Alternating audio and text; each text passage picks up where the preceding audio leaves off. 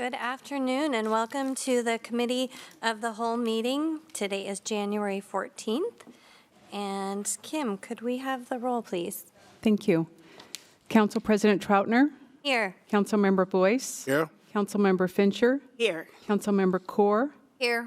Councilmember Larmer. Here. Councilmember Michaud. Councilmember Thomas. Here. Thank you. All right, thank you. Are there any changes to the agenda? Anything? All right, could I have a motion to approve the agenda? Second. Thank you. All those in favor of approving the agenda, say aye. Aye. All right, motion passes.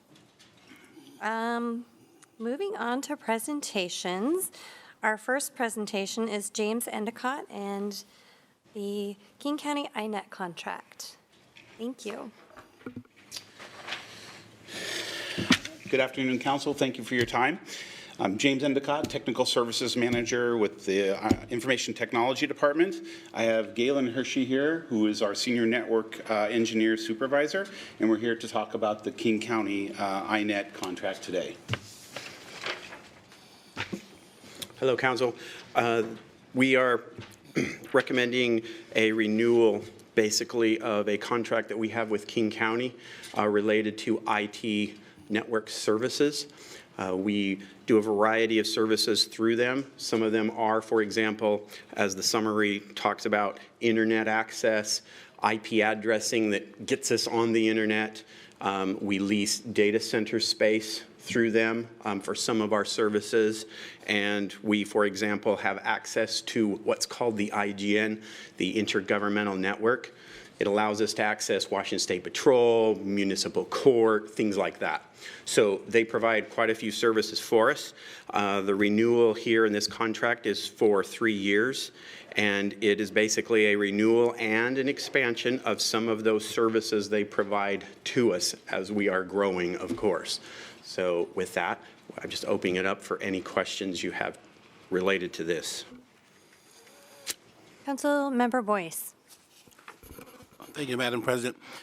This price, are there any changes from the previous year? Is the cost pretty consistent with what we have done over the last contract? We have added a few services, so it has gone up some, definitely, not a lot, but as we expand services and, for example, we're moving more into cloud-based applications, things like that, we are adding some connectivity and some redundancy that is coming really soon in Q2 for the network to help in having better, more reliable internet access, et cetera. So yes, there are some services that have gone up for that.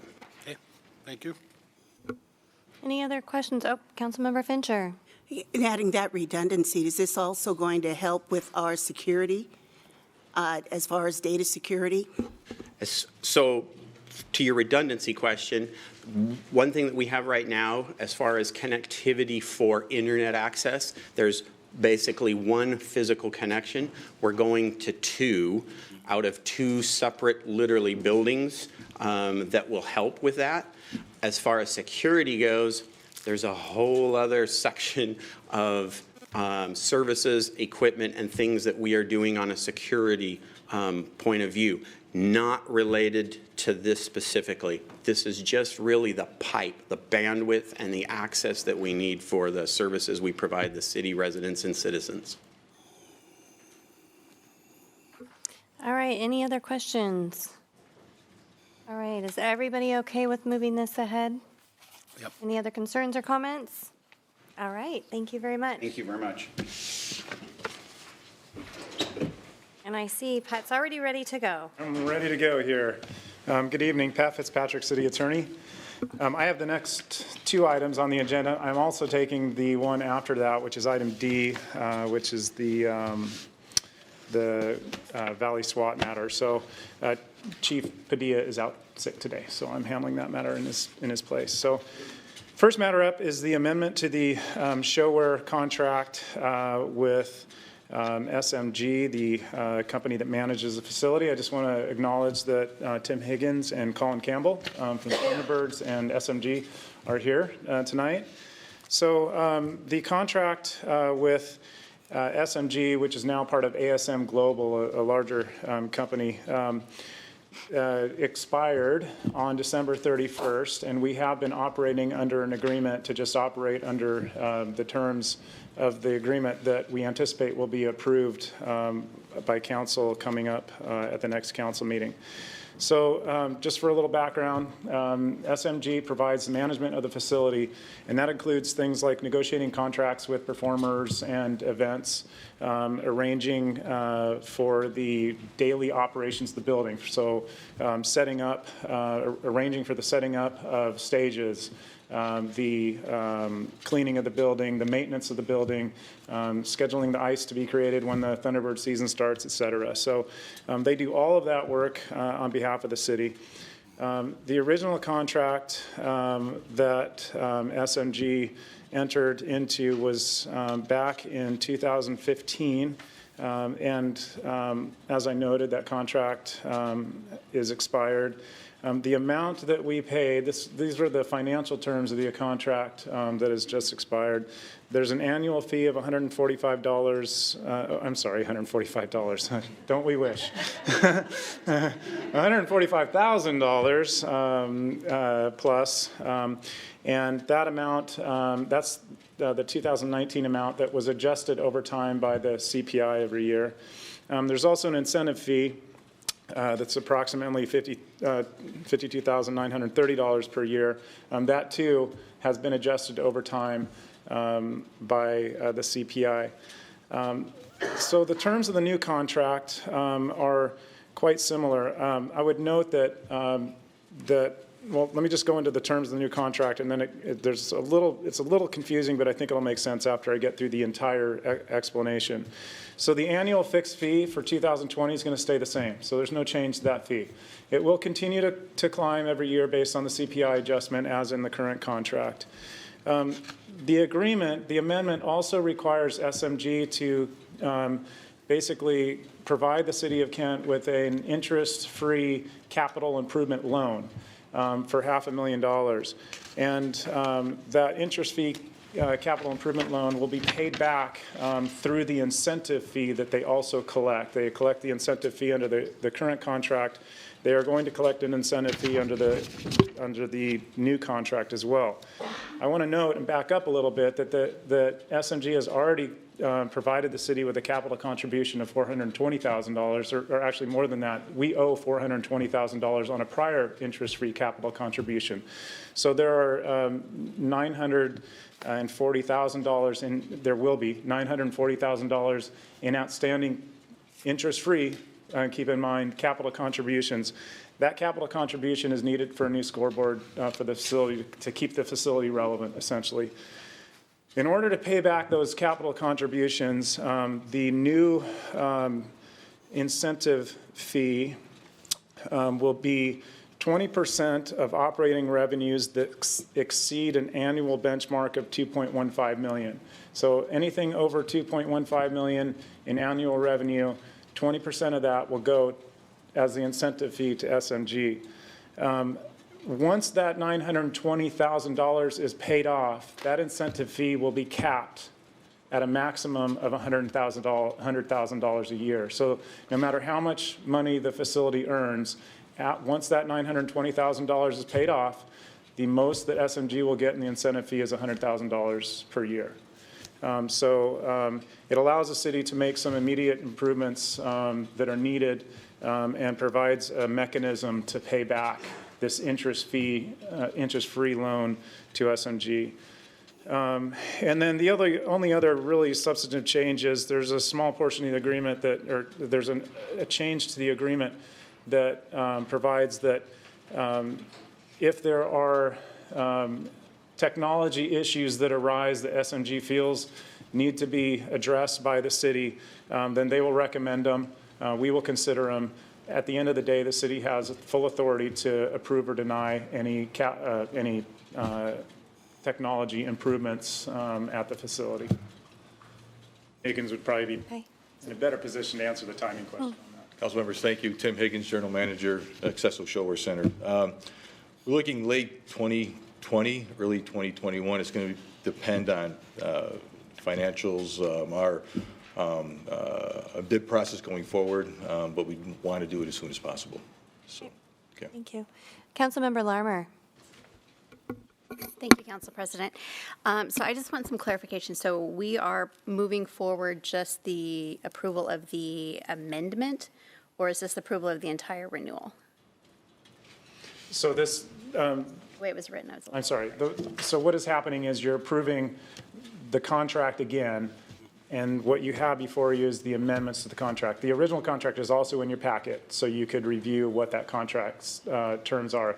All those terms stay the same, so nothing changes from what is going on except what is contained in the amendment.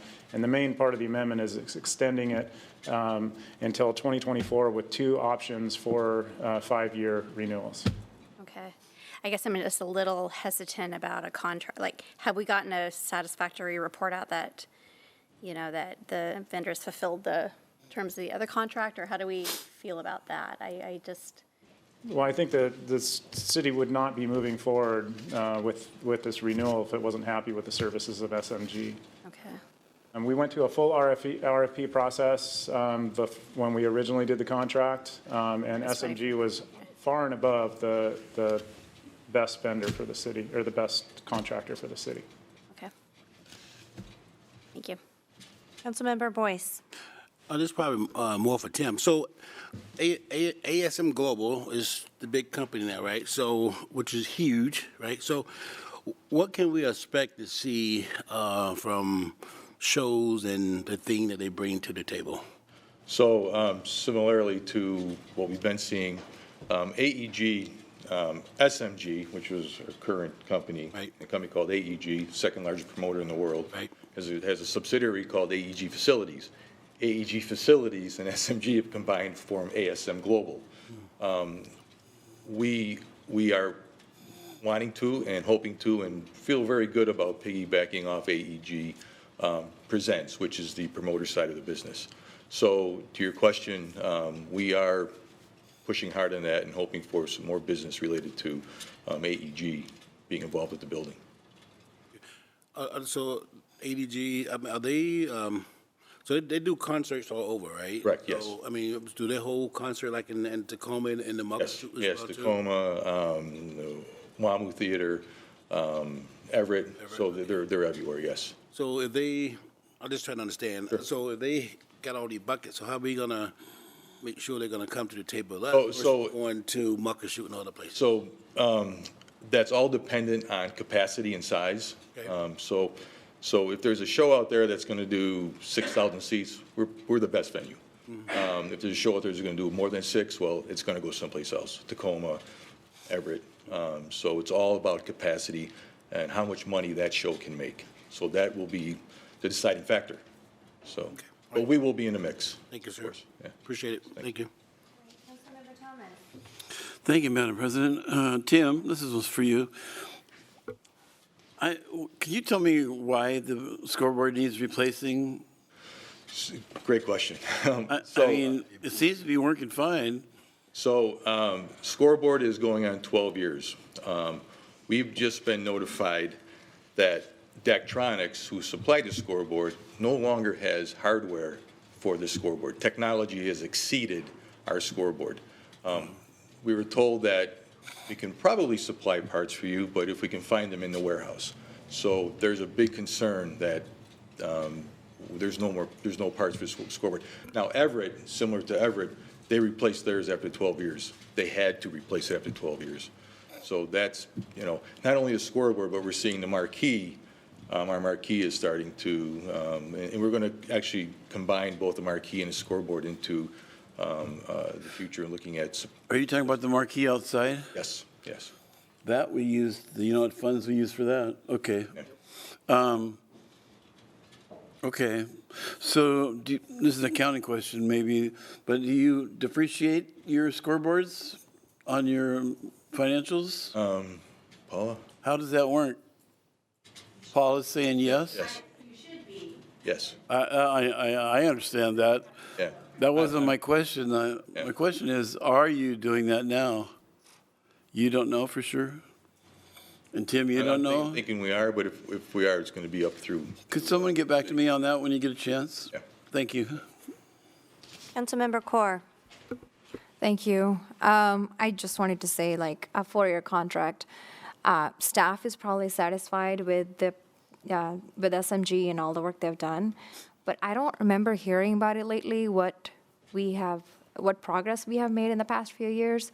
So having a 4-year contract, I am hesitant about it. Moving forward with a 4-year contract, we need to know what we did, what was done, what changes were made, and are we really happy? And the other thing is, I think in the past few years, I've had conversations with you, Tim, about one per population is being left out from entering Showware's public events. And I'll have that conversation with you again about the security issues. So I think we just need to maybe have a workshop on SMG. Thank you.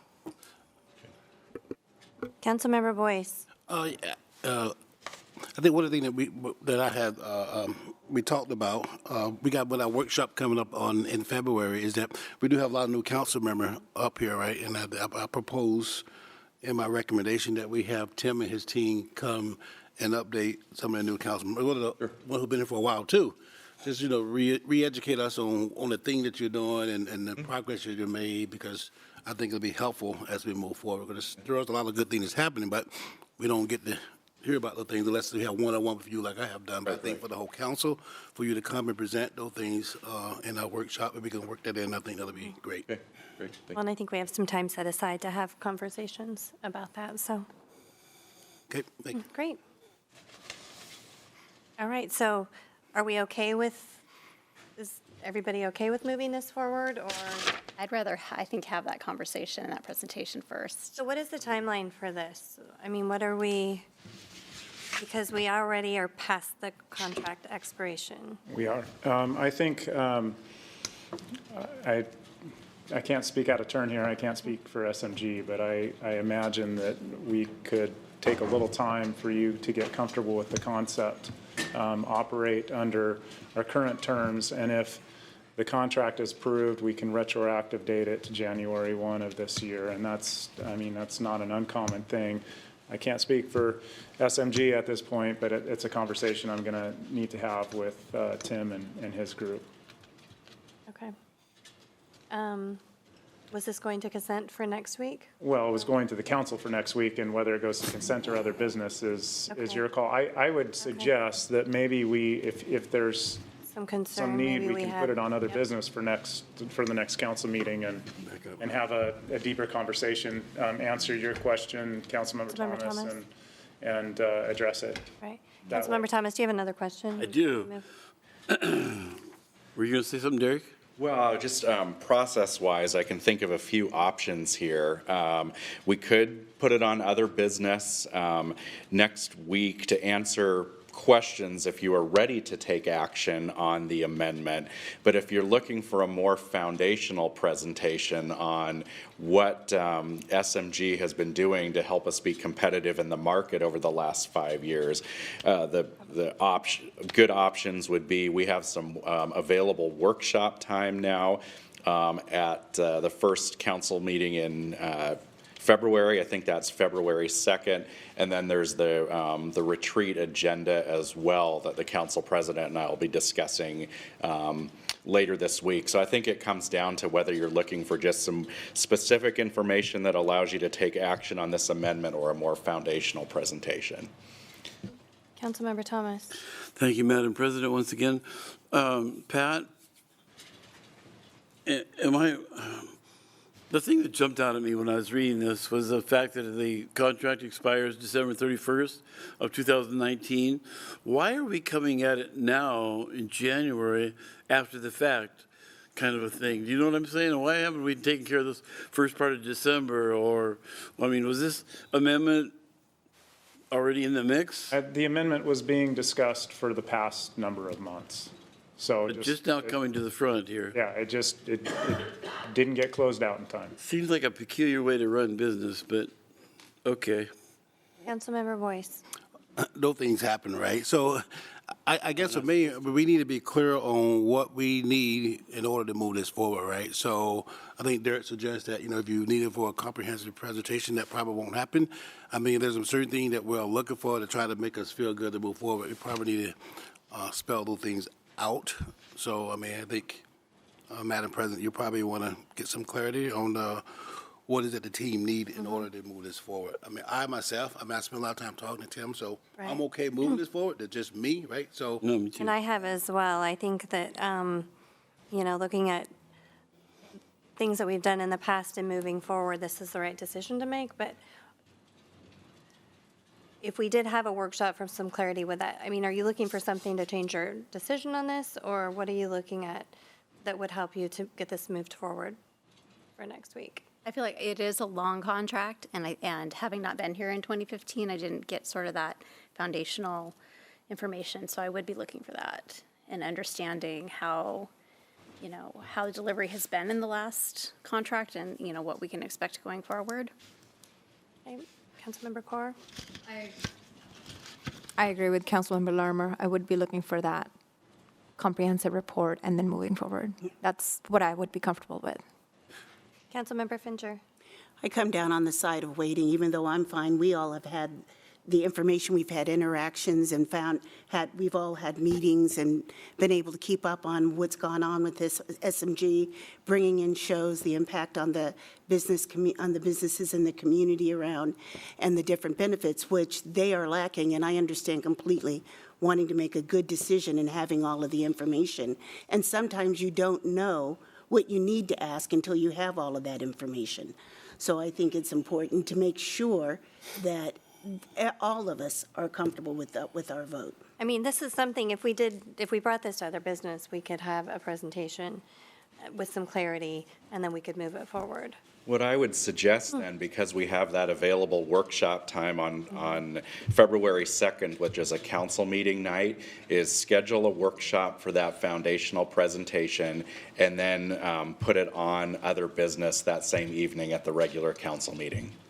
All right, Councilmember Thomas, did you have another question? He just answered my Okay. concern. Councilmember Boyce? just one last comment. Once again, we need to understand what that presentation is going to be, right? Because we understand what people's expectations are, and I respect Councilmember Kaur as well as Lamar, what they're looking for, right? So I think we need to be clear so we can have a meeting and put something together, and it doesn't answer the question, and we're not going to get where we need to go. So the agenda. we just need to be clear on what it is that can help move this forward. And when I pre-read the contract, I mean, there's a few things that stood out, so I'd be happy to forward those.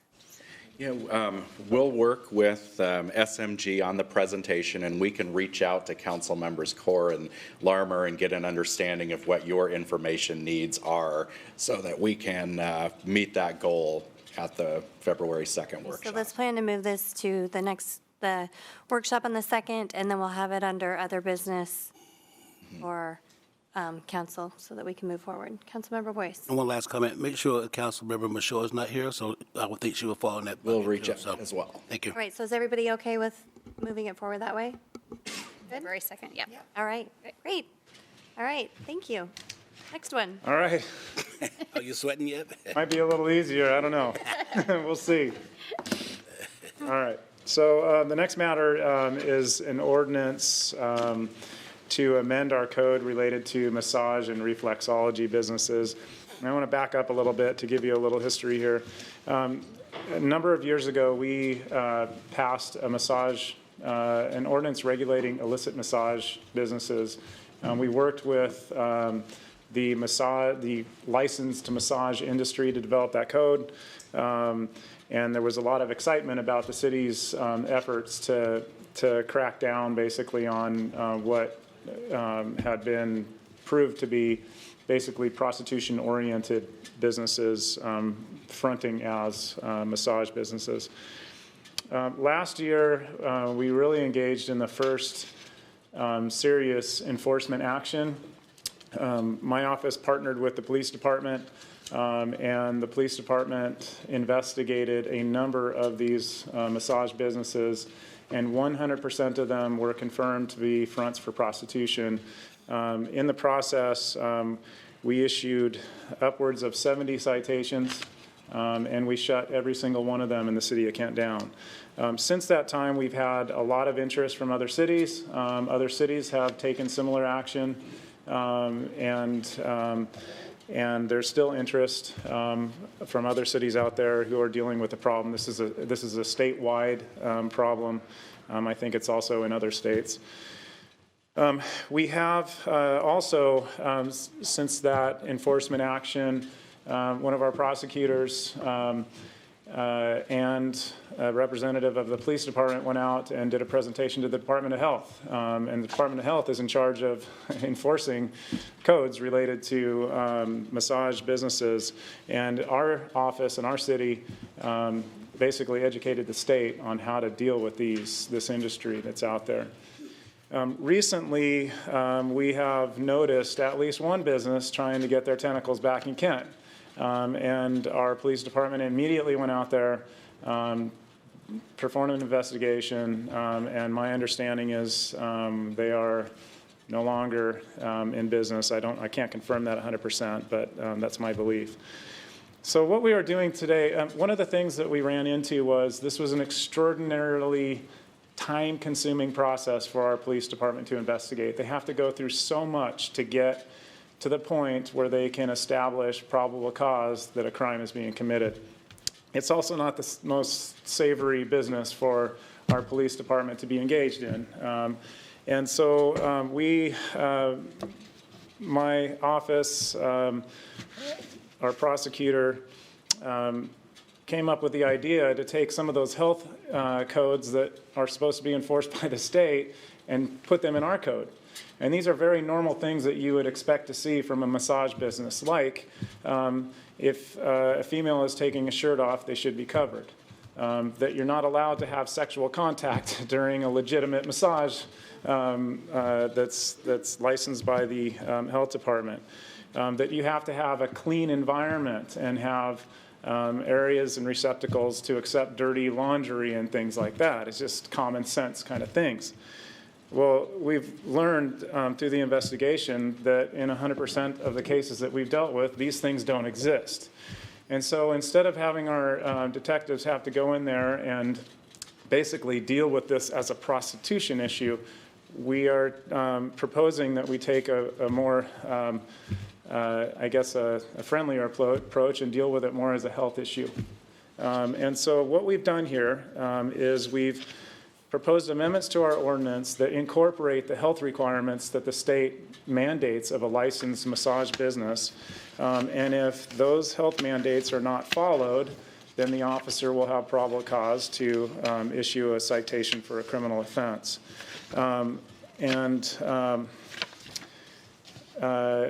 So this includes prohibiting the touching of private body parts unless there are a number of consents, written consent, recorded, verbal consent as well.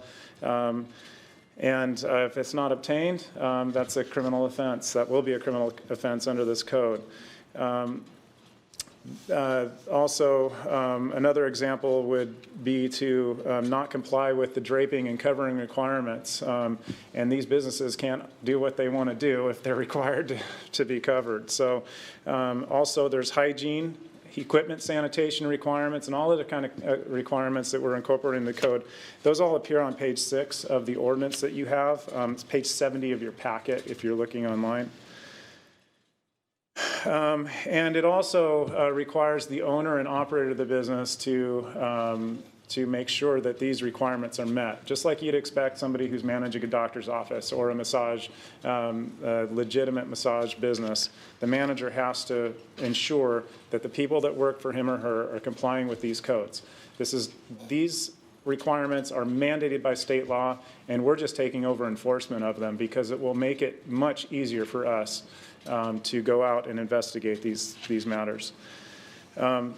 The violations would be a misdemeanor. They would be an arrestable offense. More importantly, what they do is you'll see an amendment in the code on page 8. Any business who violates these codes can't go back into business in the city of Kent, period.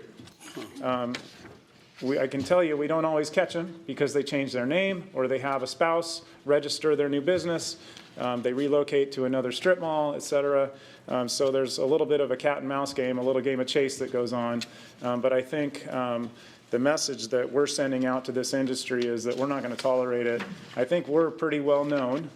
You don't find these businesses in Kent right now. I challenge you to find one that's open. They don't exist. Go to Renton, they exist. Tukwila, they exist. Auburn, they exist. Everybody around us has these except for us. We're just taking the next step in ensuring that these businesses don't return. I want to also add that I think you've heard in the past from presentations in the police department, this is human trafficking that's happening. And so it is a very important health and safety issue that we're dealing here. It also is a blight to the business community. We receive a number of complaints from businesses about massage parlors. And so we haven't recently. And so we've solved the problem. It's one of this is a big success, I think. And I just, the police department and our office worked very, very hard to accomplish this. So this ordinance is before you. We're recommending that you adopt the amendments. And if you have any questions, I certainly can answer them. So this makes perfect sense to me.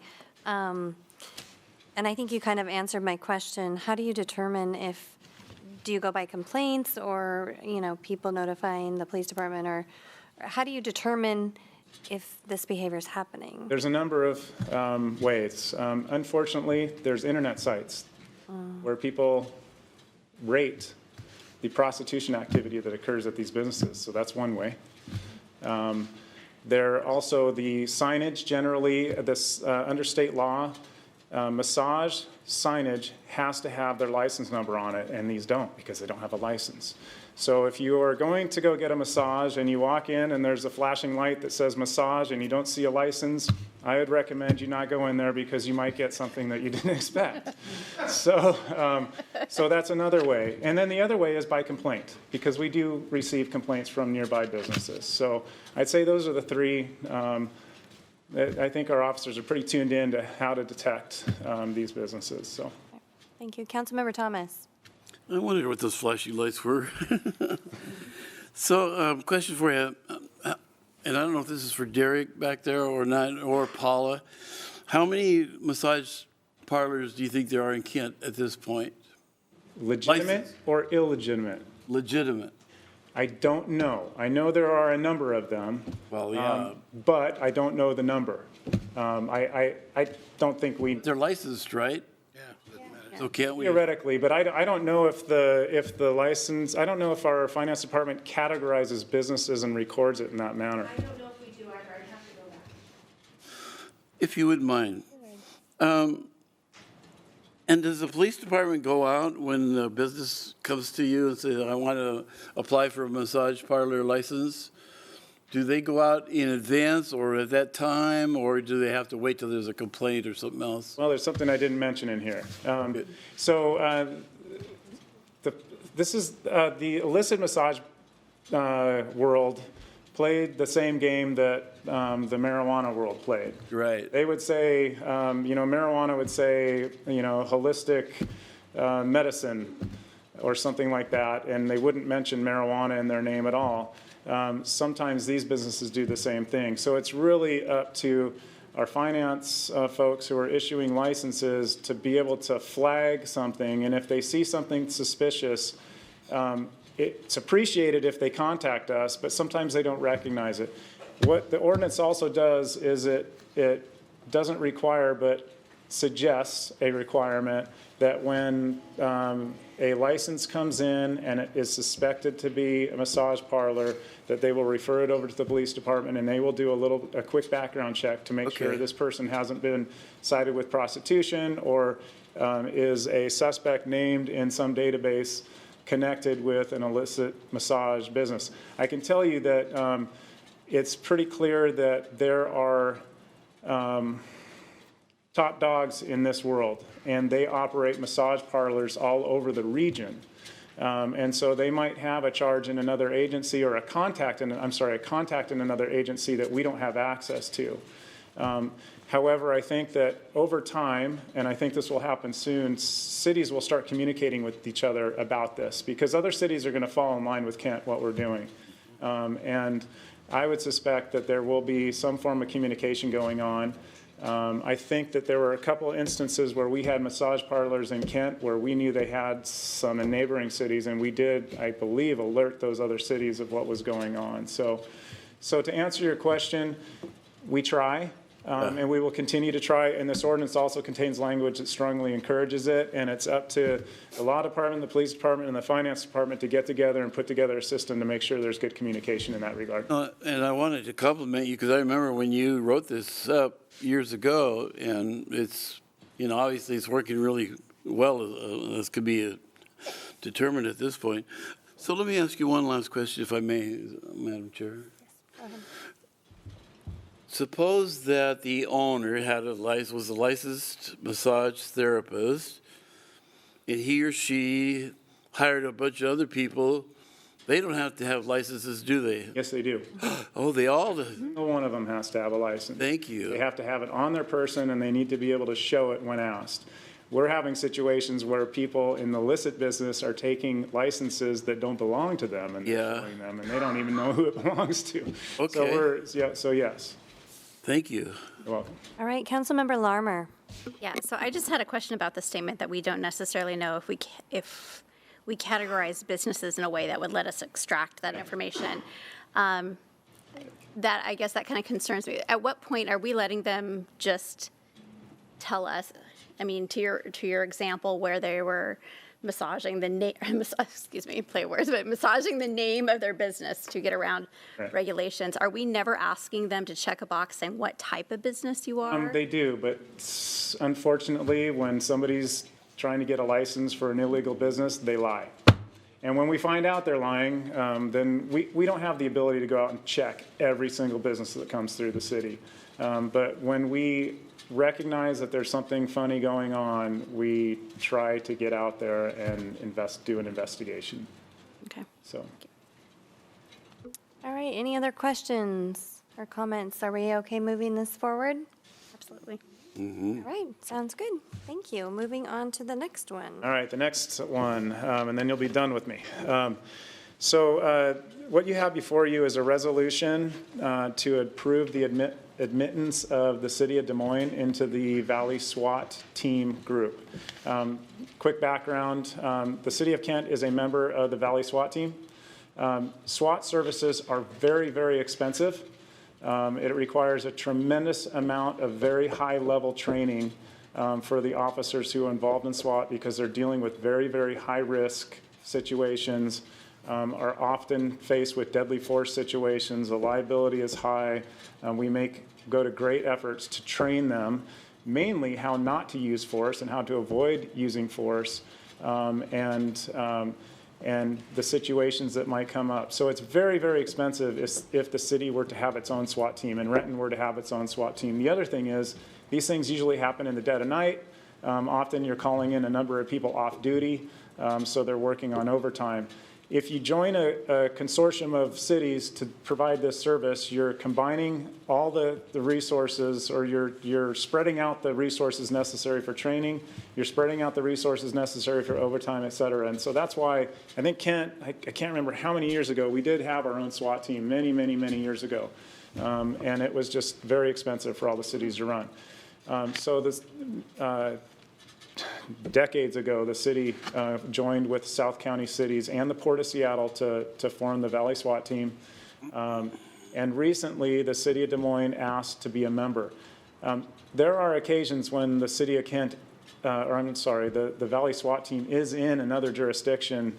You know, if they're trying to serve a warrant on a Kent defendant or an Auburn defendant, that defendant might be in the city of Des Moines, and so that unit is operating in the city. The city of Des Moines is prepared now and wanted to join the team. It assists the city of Kent because it just further spreads the costs and resources out. It provides a couple more officers to join the SWAT team, so there's more personnel available for an incident. And so they requested admission. The SWAT team is managed or governed by a board made up of all the police chiefs of each participating agency. The issue was brought before them, and they as a board approved. Under the Interlocal Act, you all have to approve amendments to this interlocal agreement, and that's why it's before you. It's also going before all the other participating agencies. They have the same resolution before them.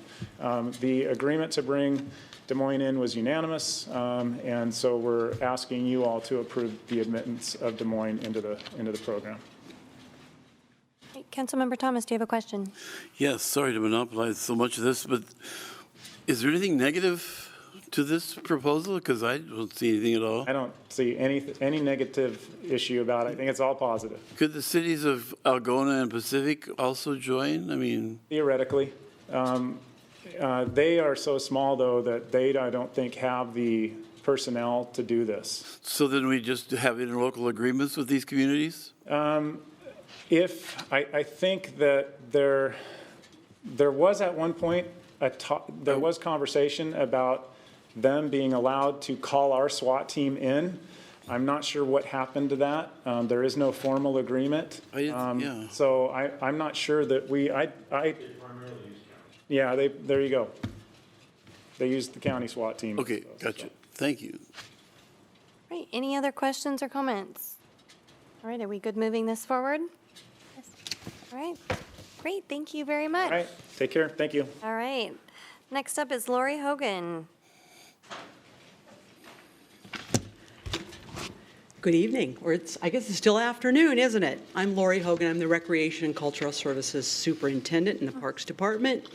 And boy, unlike Pat, I don't have anything to do with massages or SWAT teams or we're not asking for money. I have the great pleasure of bringing to you tonight the request to accept money from King County. Many of you are probably aware that earlier here, just very recently, the city was awarded through the King County Veterans, Seniors, and Human Services levy funding an amount of $1,403,000 and some odd change, $683, I think, if I could find my notes, $689.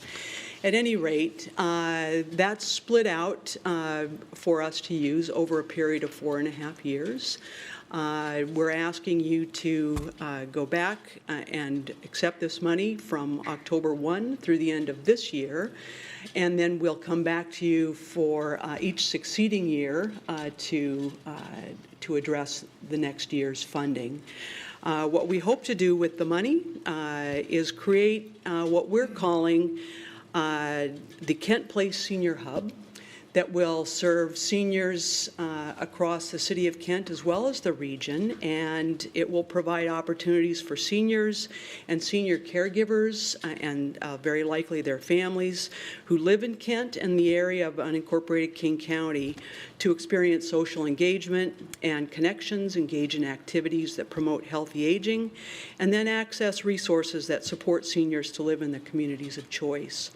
One of the first things we'll be doing with this funding is hiring 2 positions, and we'll hear a little more about those when Paula Painter comes and does her presentation about upcoming staffing issues. One of those people will be an outreach coordinator. The other will be an administrative support person that will work the front counter and provide information to incoming seniors to make sure that they understand what's available at the center and across all of the programming areas. That outreach coordinator is going to be charged with creating new programs and making sure that we're making connections across the community. Across every person in the community should know what's available at the center. They'll be ensuring that they feel welcome and engaged. We'll also be doing some home engagement to make sure that isolated seniors have services that they need to make sure that they're able to live independently or with caregivers in their homes. We'll also be conducting very early on a needs assessment to make sure that we're meeting the interests and needs of seniors in our region. We'll, as I mentioned, be addressing isolation and disengagement through making sure that coordinator's doing their outreach, as well as some marketing tools that will be revised. We'll be looking at all the various barriers that currently isolate or disengage seniors, making sure that language, culture, any of those kinds of things will be addressed to make sure that everybody feels welcome at the center. We'll be doing a check-in program with homebound seniors. We'll be doing some facility improvements and purchasing of equipment to make sure that the center is as accessible and easily used by the senior population. And so that will make it be an even better senior center than it is today.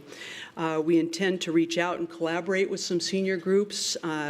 Actually, I meant to introduce Cindy Robinson as our senior center manager, and she was really instrumental in making sure that we secured this grant. And their staff will be and have already been doing some work with cultural groups to make sure that we're working together so that they can have access to space in the building. And then in turn, they'll be working with us to make sure that we create some programs that help our regular seniors in the building become more familiar with the cultural users and groups and so on. And so it's going to be a neat give and take relationship. And we'll be doing a whole bunch of other cool stuff here over the next few years, but those will be the things that will sort of get us going out of the gate. So with that, what we're asking for you to do tonight is to approve the agreement from King County for October 1 through the end of this year, December 31st, 2020. And we'll be asking that you ratify the agreement. The mayor, through some timeline issues with King County, has already signed the agreement. So we'll ask that you ratify this for that purpose. And we'll be asking that you accept for this year's funding period $510,218 in levy funds, and then amend the 2020 budget to authorize those expenditures. Any additional questions or concerns that you might have, I'd be delighted to share more information. We like it when we get money from, Isn't that other cool? funds, definitely. And it You sounds bet. like you've got a good plan on how to use those funds. Are there any restrictions to how we have to use those? There are very limited restrictions. We have a great working relationship with King County, and they're very excited about the proposals that we've set forward for this program. There are certainly constraints about how we can use the money, but that's not going to be a hurdle for us. Rest assured that if for any reason this levy funding goes away, we are fully prepared to stop the programming, and those positions will be filled with that in mind. Right. Councilmember Kaur. Thank you. Thank you, Laurie, for the presentation. We love getting money. This is not real. I mean, I love the idea that we got the funding from King County, but this is more about the cultural programming that you guys are working on. The biggest issue that I see with refugee immigrant communities, their seniors, is transportation. So something to keep in mind that they would love to come to senior center. They just don't have ways to get there. So I hope you keep that in mind when you're working on your plans. Absolutely. Thank you for pointing that Thank out. Thank you. Councilmember Fincher. I was happy reading through here, always happy to get money in, especially those dollar amounts. But I was very pleased to see that a number of the things that they were talking about when they were talking about a senior hub, things for the program that we would offer and all that we already have those in place. And with the plans that we have, we'll be bringing in more of the culturally relevant aspect. We have a number of underrepresented populations, and so to be able to continue and to build on the work that you've started, to be able to get more people in there so that everybody does feel a part of it is great. But just going through these and looking at just checking off the marks by which you guys are already doing, running a great center. So we'll only make it better once we with that outreach. Thank you. Thank you for pointing that out. I think that that's one of the things that made Kent Senior Center a real strong contender in this funding process, is that we've already got a number of the things that King County identified in this levy in place, and so it made us a strong contender. Thank you. Councilmember Larmer. Just as a bit of a side note, so I will be giving in my report on Tuesday, I'll be talking about, we received some great information directly from the King County on how they're breaking down the rest of that funding that's coming from this levy. And again, Kent was one of the big recipients. So I think just congratulations, you guys did a great job on pursuing that money, because we were our hub was one of the most funded of the different hubs that came out. So Thank you very much. but for my fellow council members, I'll have a report on where the rest of this money is being allocated throughout the county and programming that way. Great, thank you. Councilmember Thomas. Thank you, Madam President. Like everybody said, hey, it's fun to get money, but there's no guarantee that this $500,000 is going to be renewed each year, is there? Well, the funding is in place for this 4.5-year period. I understand. And so there's no for sure's. You're absolutely correct. The county's already putting in place a plan to extend the funding, to go back and seek approval for continuation of this levy. And so, of course, at that period, we'll be reapplying for continuation of the funds. But yes, there isn't, it could dry up. It could. So, Laurie, what I guess, and to my fellow council members, if you read this budget impact, you'll pick this up real quick, but there is, like she says, there's no guarantee that we're going to get another $500,000 or any amount next year. So here's the thing. It says, the last sentence, future approval will be requested for levy years 21, 22, and 23. In other words, we're making a big commitment here. I mean, yeah, it's great to receive $500,000, but now we are going to be not accountable, but we're going to be requested in the following budget years to come up with more money. Now, if that's a problem with my fellow council members, I don't know, but I don't want us to be surprised when this comes up. I'm not sure. I'm a little concerned here, Laurie. I love getting money, don't get me wrong, but I am concerned about the future budget impact. Here comes the boss. Well, I'm sure what Derek will share is very possibly that, as I mentioned, we're fully prepared to go forward with 2020 with the resources that we've been allocated. Right. If for any reason the resources do not become available to us for 2021 or any future year after, we'll come back to you and make determinations about program prioritization. If we need to stop what we're doing, we'll stop that. If that's become a priority, it will have to be replacing something else that currently exists. But Laurie, you've hired 3 new people. 2? 2, I thought 2 plus 1 overseer or something. Anyway, okay, whatever it is. Huh? So now we've got them on our payroll, and now, if it doesn't work out, that we don't get money, we're going to fire them or let them go? Those will be the terms of employment. As we fill those positions, that will be very clearly defined in the parameters of work. Yeah, the council will discuss the added positions in the next agenda item, but I would note that the senior center positions are temporary limited terms, so they would only exist as long as the grant funding exists. Thank you very much. Kind of clear in the summary that you've provided us. So, Councilmember Fincher, do you have a question or comment? Yes, just back on it was mentioned about the refugees and the immigrants in town, but also I just wanted to be sure, and I'm sure you're already planning on that, but the African American community should not be forgotten in that also, as they are also underrepresented there. Very good point, absolutely. Everyone is welcome and encouraged, and we'll make sure that they feel at home. Right. Councilmember Boyce. I just want to make one comment to Councilmember Thomas. We receive quite a few grants throughout the year from different organizations that head counts depend on. And I think each year they're not renewed, and it's based on that grant, right? So we'll have to kind of reassess that. So I don't see this being any different than the grant we approve throughout the years. No, but you probably remember the grant we got for, if I may. for getting extra police officers. So, and I think it was President Obama gave us a big bunch of money for throughout the United States to hire more police officers. Well, that was great. We hired them, but then we also had to keep them after those grants went away. That was part of the requirement, was that we had to hang on to those particular officers for a while. I don't know if you recall that or not. Okay. Well, Derek might, but he's back there. I think this is a great use of funds, and thank you so much for all you did and your group for prioritizing what things are important and the best way to spend these. So thank you. Now, does everyone agree? Can we move this forward, or are there any other comments or questions? All right. Thank you, Laurie. Thank you very much. All right. I'm going to welcome Paula.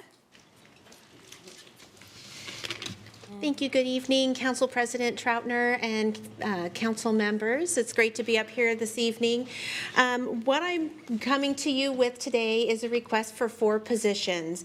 I know that we just came to you in November with the 2019-2020 mid-biennium budget adjustment, but since that time, some circumstances have arisen that we feel it warrants us to come forward with this request for some FTEs. And I'm going to tag team with some other co-workers in this presentation. So this is going to be a joint effort between Parks, Economic and Community Development, as well as Finance. And ultimately, what we're asking for in this presentation is 1 FTE for Finance, and that would be able to provide a B&O tax supervisor, 2 of the temporary limited term positions for Parks that you just heard a little bit about, and then also a temporary limited term position for Economic and Community Development. During this biennium, you're going to see with ECD, this will increase their FTEs by 1, bringing them to a total of 47. Earlier in the year, or earlier in the biennium, there were 3 positions that were moved to the police department, and then 2 of these temporary limited term positions for Sound Transit. That was approved, which is why you're seeing a -1 as we after we started the biennium. And then the finance department received a limited term position for 18 months to help fill a payroll position as we work on the new HR payroll system that the city is currently implementing. So for the finance department, ultimately what we're doing is looking at adding a supervisor to our B&O tax team. Currently, our B&O tax team consists of 2 auditors, a desk auditor, a compliance officer, and a B&O tax analyst. By doing so, this will allow to free up more of our time of one of our internal auditors to actually go out in the field and do these audits of the B&O tax program. And if you recall back when I brought forth the 4th quarter budget adjustment, there was an adjustment to be able to begin earmarking dollars for project managers for IT, because really we want to be charging our project managers to these IT projects to fully capture the cost of this. Well, why this is important to know about now is that for a while, IT was spending a lot of their time supporting the B&O tax program, which meant they had to develop the programming in order to be able to collect the revenues from our taxpayers and to track who they are. Well, now that we have that program money set aside into these projects when they're working on them, that frees up some dollars that are currently in the 2020 budget that was used to fund an IT person, because that person is actually working on the projects, and that's where they should be charged. So the net effect of this position would be neutral if we could use those dollars that were originally set aside for that IT position. Do you have any questions on the finance side of it? Councilmember Boyce. Oh, yes. Yes. So this is a budget neutral position, so it does not increase your budget whatsoever. That's correct. Thank you. Any other questions? All right. So Laurie was up here. I don't know if you'd like me to have her come back up, but she spoke about her two positions that would be temporary limited term positions that would be funded with the King County monies that she just spoke about. Did you have any further questions related to those positions? Councilmember Larmer. I think this just primarily for my own knowledge, with these temporary term limited positions that are funded by grants, they're still giving city benefits, like the employee benefits package? That's Still correct. through us, but Yeah. it's all, even that portion is funded through grants? Absolutely, yes. Great question. Thank you. Any other questions on that? Okay. All right. And then I would like to invite Matt up to talk a little bit about his position. Good evening, Matt Gilbert, Deputy Director, ECD. Good evening, everyone. I'm here to ask for the one a non-budget neutral term-limited permit technician position. I'll give you a little bit of background on what our permit techs do, for those of you who aren't familiar. Down in our permit center next door, these are the folks who are the face of our permitting system for all of the Kent residents and business owners who choose to do their work legitimately under a permit. These folks have a broad knowledge base of permitting requirements for buildings and land use and infrastructure and fire. So it takes a long time to train these folks up, and they're very knowledgeable. They're under a lot of pressure. Our volume in permitting has increased 50% over the last decade, and we're basically, our staffing has gone up one position from last year, but we're kind of facing volumes that our system, as it was originally conceived, wasn't really designed to handle. And these folks do their work every day with a smile, under a lot of pressure of folks kind of bearing down on them, waiting and tapping their fingers on the counter, and they manage that very well. That group is led by Barbara Napier, who's here tonight. She's done a wonderful job in the little over a year that she's been back with the city, and we've made a lot of improvements and leaned our process out quite a bit. Paula mentioned unanticipated demand or unanticipated circumstances. In ECD, unanticipated circumstance is the technology transition that we're going through right now. As many of you know, our permitting system is about 20 years old, which is far beyond its probably normal replacement life.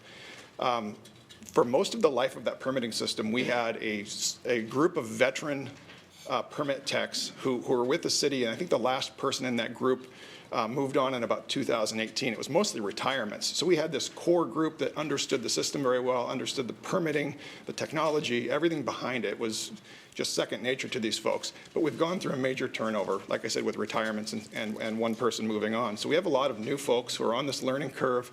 They're learning old technology. They're not prepared for this at all. It's like Windows 95 level, but really clunky. So we're going through the transition, then we're having to map all of our processes and basically be our own business analysts. So we're taking people off the front line and putting them in meetings with the software architects where they're developing this new system, and that is a big, big time suck. So in short, we need another body if we're going to continue to provide our permitting services in a timely way and provide good customer service. Like I said, it's not budget neutral, but I'll point out as of November, our permitting system had brought in about $8.8 million, which was 22% over budget. So we have the volume, we're bringing in the revenue, and we could probably use 5 more people, but I think we'll start with an ask for a 3-year position to get us through this transition. I expect ultimately that the technology will bring efficiencies in the future, but the changeover is, it's a lot of work. It's a little bit painful, so we could use the help. Great. So just to reiterate, this is no impact to the budget because we do have the budget neutral. We already have the covered costs for the 2 coming from the levy award, and then yours is being paid for by. This would be a general fund position, and I brought up our. But the revenue that generates will kind of pay for itself, is what. That's correct. And what you're going to find is it's going to increase the overall budget by just over $100,000 for 2020 in order to fund this, but it would be offset by that additional revenue that is coming in. Okay, thank you. Councilmember Kaur. Thank you. Matt, I know we were really behind in permits, so how far, do we have a backlog currently, or are we caught up mostly? We were, but now we're not. We focused intently on getting the administrative elements of our permits out, which is what the permit techs handle. We were down to 0 days in July. Wow. But as we've ramped up our engagement on this software changeover, we've had to take people off the line. And we hit a high point. We're at a high point right now just after the holidays because we've had a number of days off. But we were at about 54 days over our target. Oh, wow. Okay. So, I mean, it's kind of an extreme moment right now in delay because we're closed on Wednesdays. That's when we spend our time getting caught up on those things. So we had the holidays land on a few Wednesdays. People were gone. So we expect that to bounce back. But we know we can be at 0. So that kind of takes that administrative delay out of the process. We know we can get there. And we have, but it really does take people. It's a very manual process at this point. All right, thank you. Councilmember Boyce. Thank you very much. I think us three, Councilmember McCoy and one of myself, who sat on the ECD committee, I mean, the key for us really is that bullet number 3, right? I mean, we're not really going to be able to sustain where we want to go until we get the technology piece, right? So, I mean, I get to here every Sunday with some of my people who deal with Bellevue. They could go online and do everything at their home and don't have to come to the city, right? Well, here, people still have to come. So we need that technology in order to get there. And I think having that one person there to do the work and one to focus on the business analyst piece, that's going to be the key to get us there. I mean, I think as far as the revenue goes, I mean, we are bringing in record revenue year by year. And we probably could bring in more if we can get our technology going. So for me, this is a no-brainer. I mean, I think this is something that we have to do. So thank you very much, man. We're thrilled that the council has improved the investment in the technology. We have 3 big efforts. One is our permitting system. The second is paperless plan review, which has proven to be a bit of a beast initially. It's got to be tamed through the other technology that's coming online, which one of those is paperless records. Our new permitting system will really streamline things, but it's just an awkward transition. And while we're still manual and then trying to do the new thing, it's like building the boat while we're rowing. So, yeah, we appreciate your support. Councilmember Fincher. Thank you, Madam President. When would you anticipate, supposing you get the other person, when would you anticipate getting back down to 0 at the current rate? Understanding that you just had that December bump. Oh, that's a little bit hard to say. I would say once we get someone online and go through an initial training period, I would say within 3 to 4 months, I think we could make substantial progress on our administrative delays. It's hard to predict it exactly. We don't have perfect metrics on the number of people and the number of pieces of work they can do, but it took us, I think, about 3 or 4 or 5 months to go from our previous high down to 0. So, like I said, the systems are fairly complex. They're not intuitive. They're not technologically intuitive. It takes folks a while to learn. So we do go through a training period, but what we try to do is make people useful as soon as possible. And some of these administrative functions involve sending notices, the permits are ready, calculating fees. Sometimes it's just entering data into the system. So what we'll do is when we get a new person, we'll get them useful as soon as possible. But I think 3 to 4 months is probably a fair estimate to get back to 0 or close to it. Okay, so by the end of summer, we should be looking really good. I have every if everything hope goes as most planned. confidence that we can do that. Yeah. All right, any other questions or comments? All right, so are we good moving this forward as well? Thank you very much. Thank you. So I think up next, we have Rob Brown. Talk about the traffic signal emergency, what do we have here? Detection system hardware purchase. That's a big one. Thank you. Council President Troutner, members of the City Council, my name is Rob Brown. I am the Manager of Transportation Engineering for Public Works. I'm here tonight to request that you approve the purchase of traffic signal emergency detection system hardware. So The emergency vehicle detection system is a system that is part of our traffic signal systems that detects emergency vehicles and tells the traffic signal system to either hold the green light for an approaching vehicle or to change the traffic signal for the approaching emergency vehicle. This is a safety system. It reduces the response time for the emergency vehicles. This includes both the police department and the fire vehicles. And the systems also reduce the crashes for emergency vehicles. The system has three parts, which I've shown here on the screen. On the left side, on the emergency vehicles is the emitter. That's a hard-mounted part to, oh. No, I can pass it around for show and tell. Thanks. This actually isn't the piece you want, and I'll get to that in a second. So we've got the emitter. That's on the emergency vehicle itself. That's hardwired to the emergency vehicles. Then we have the signal detector, which I'll pass around as part of show and tell. Not quite as neat as the fire hydrant that the water department brought to the Public Works Committee a couple months ago, but it's the coolest thing I could find to bring to the presentation. So we have the signal detector. This piece is mounted on either on or very near the traffic signal that receives the signals from the emitter. And then we have the brains of the operation. That's the phase selector, and that's the piece of electronic hardware that's in the signal cabinets. That does takes the signals from that receiver, from the detector, and then determines if it is a legitimate emergency vehicle, and then tells the traffic signal which direction the vehicle is approaching from, and then the traffic signal takes over from there. We currently have 4 generations of traffic detection equipment, going back several years, and what we'd like to do is standardize that on current generation equipment. I do want to point out to the council and to all the members of the public that our existing detection system is fully functional and there are no issues with it. We are actually looking to upgrade.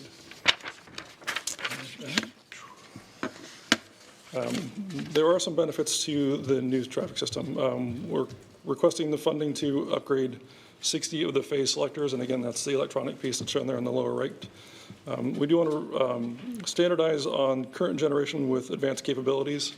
The older systems, those are the ones that are shown there on the left side, the 3 on the left, those can't talk to our central system. We can't communicate with them remotely through our communications network. The new ones can. One of the bigger things for us is to synchronize the clocks. It doesn't sound like a big deal, but the older ones, when the signal loses power comes back, the traffic signals restart themselves. The detection system, for the emergency vehicle detection system, the clocks don't connect to the traffic signal and they don't reset themselves very well. The last time we pulled logs for one of these systems, one of the cards had a date of 2050, so it was 31 years at the time, 31 years in advance. And so for us, that is a bigger deal, especially when fire or PD ask us to pull the logs so they can check the detection system. We actually have to go through a manual process to convert the clocks to try and get close to when the actual time was. Another benefit of these new systems is when we connect them to our central system, they allow remote monitoring and log retrieval, so we don't have to send somebody out to the system, to the cabinet with a computer to download those things. Another benefit, of course, neurotechnology. These process faster, tell the traffic signal controller faster. That changes the signal timing, or the signal faster for the emergency vehicle. These also have some future capabilities that we are not currently using but may use in the future, and that includes GPS detection for the emergency vehicles. As I mentioned, we are requesting funding to replace 60 of the phase selectors. Up on the screen, I've listed the cost breakdown. One thing I would like to note, this is the only piece of hardware that we have in our traffic signal system that has a trade-in value. So the vendor gives us a 25% credit on all of the old hardware we give back to them. Everything else, and I mean everything else we use the traffic signal system, we pay recycling fees to dispose of at the end of its useful life. The purchase we're requesting would come from the B&O traffic signal lifecycle budget, and so this does not require any additional funding or approvals beyond the existing budget that we're proposing to use.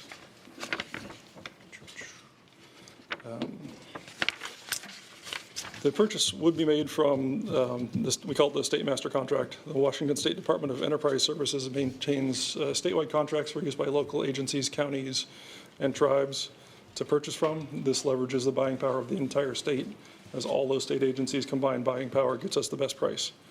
These do meet the contracting requirements for the city, so we don't need a specific contract with a vendor. We can just purchase these things off of the state contract, and that's where we purchase most of our traffic signal hardware. And with that, Again, I would like to reiterate that our current system is fully functional, but we are looking to upgrade. And this purchase and upgrade is endorsed by the Kent Police Department and the Puget Sound Regional Fire Authority. And with that, I would be happy to answer any questions. Councilmember Larmer. Thank you. So just upon approval and purchase, when would we expect to see these in action? Take a couple months to go out there and go through all the traffic signal cabinets. Okay, thank you. But again, our current system is fully functional, so we're gaining a little bit of speed and some efficiency and the remote access capability, and then standardizing on the entire platform. The existing system is working just fine. Okay. Any other questions or comments? We good moving it forward? Okay, great, thank you. Thank you.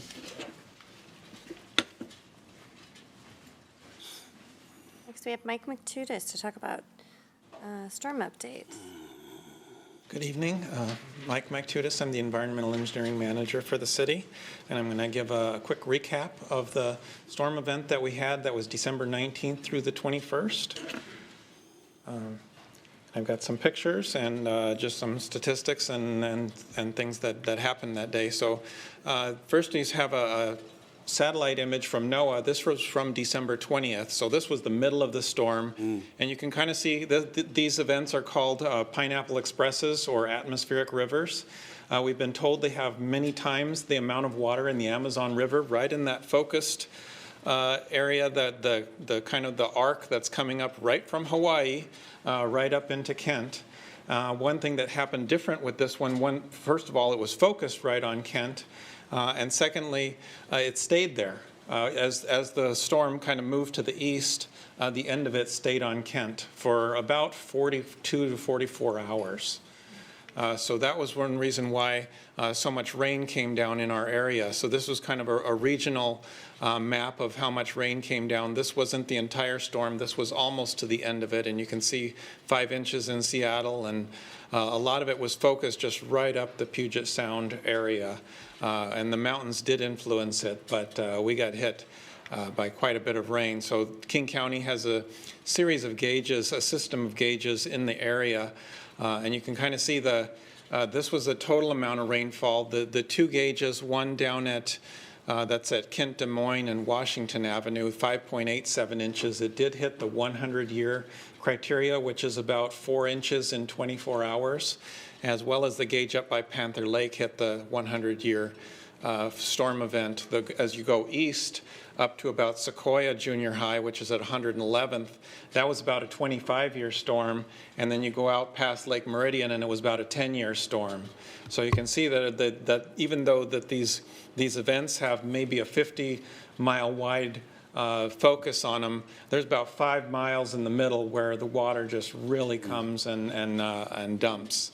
And like I mentioned, that we got the 100-year event in 24 hours, but then we got another 20 hours of rain on top of that.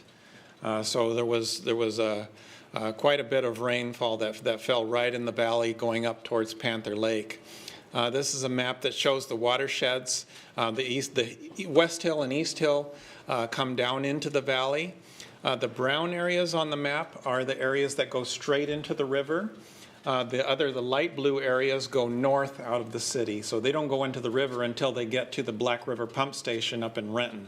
So we've got to pass all of that water through the valley, a very flat valley, up and out of the city, and then up towards the East Hill going towards Lake Meridian and north area. Those areas go into Sue's Creek and then south to the Green River, where they come around and then come through the city after that.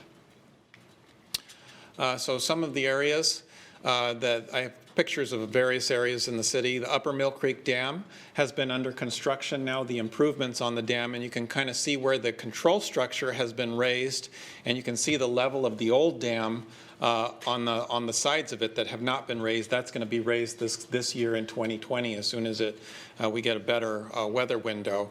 That was functional, but you can kind of see where the water was up to the old dam, and then we've got the extra 5 feet of capacity that we're going to have going into next winter. This is the diversion structure that takes water off of Mill Creek into the reservoir for the dam. So there was a whole lot of water that was coming down that flume and into the reservoir. So that was water that was coming away from Mill Creek up at the top of the hill. And let me go back just for reference also, as you look on the picture on the right, that's 104th Avenue looking south in the back of that picture behind the control structure. So the dam is right up against 104th Avenue. Mike, could you tell how much more capacity would be added? Yes, the new structure is going to, like I mentioned, is going to be adding 5 feet of capacity, which increases the volume capacity by 50% behind the dam. So that takes the capacity behind the dam from 100 acre-feet of water to 150 acre-feet. And in terms of storm protection, it'll be able to hold, the current dam holds enough water for about a 15-year event. That's what it was designed at. The 50% capacity brings us up to a 500-year capacity event. So it would be able to, it would have helped tremendously in the storm event that we just went through. Going down the hill, the water goes down the Mill Creek Canyon, then down to the Mill Creek Park, where we have Earthworks Park, where we have a smaller dam, and then the senior center. So that was holding water back. This is the smaller dam at Earthworks Park. The picture on the lower left is the water coming out of the dam control structure. So that did hit, that we have a USGS gauge in the control structure that did hit the 100-year flow event. So it's about 130 cubic feet per second coming out of the dam. So it just about, I mean, we had 100-year precipitation and we had 100-year flow. So it gives us some confidence that what we're trying to design and the gauges we're trying to use and the models we're using are reasonably accurate. If you don't mind, Councilmember Thomas has a comment. Mike? Yes. Thank you, Madam President. Could you go back one? Yes. So the lower left, where is this at exactly? This is, so the big picture on the right, you can see the dam. Right. And the control structure is right behind the tree. So in the upper left, I have a pointer, okay.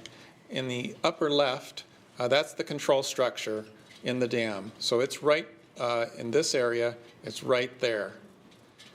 So then this is that's the outlet from the control structure on the other side of the dam. And that flows to the senior center? Yes. Okay. Now back up one more picture if you don't mind. Nope. Where'd it go? You want me to go ahead? That's the senior center picture. Right. No, it's one more. It must be one or two more before that. Okay. Okay. The one on the right. Could you describe where that is? Yes. That is so we have the flume, which funnels water off of the Mill Creek up at the top of the hill. This is up by 104th? By 104th, yes. Okay. And this is at the end of the flume going into the reservoir behind the dam. So I put that picture in there because it's just a good illustration of how much water was coming out. And I can... Cool. Okay. I'll have to look for that. Yeah, so that is right in this area here. So Mill Creek comes, this is the Home Depot, or this is the Target. This is Home Depot up at the top of the hill. Mill Creek goes behind the Home Depot and then goes under 104th into the canyon. So the flume comes right off of Mill Creek into the dam right here. Now, can I follow up? So the purpose of the new dam is to hold back more water so that when you get a lot of rain, you're not going to overflow the Mill Creek down below. Yes, it'll hold back more water in the bigger events like the one we just had. Right, so then all you're doing basically is collecting surface water? Yes. Into that, okay, awesome. Right. There's some older neighborhoods up in that area that don't have their own stormwater detention facilities, so the water comes off very quickly. Yeah. So this will be able to mitigate some of that. Well, thank you. Mm-hmm. So this was Earthworks Park Dam going down to the senior center. We do have a project at the senior center plan to add another pipe under the senior center parking lot.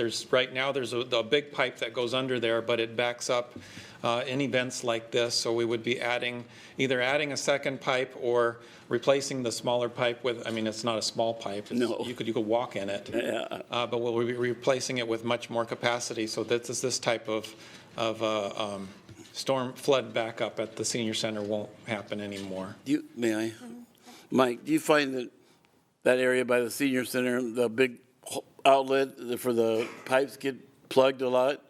And you guys must go down and clean that out? It's on our regular list of places for our public works operations staff. There's a grate there to keep people from walking in there, and it does collect.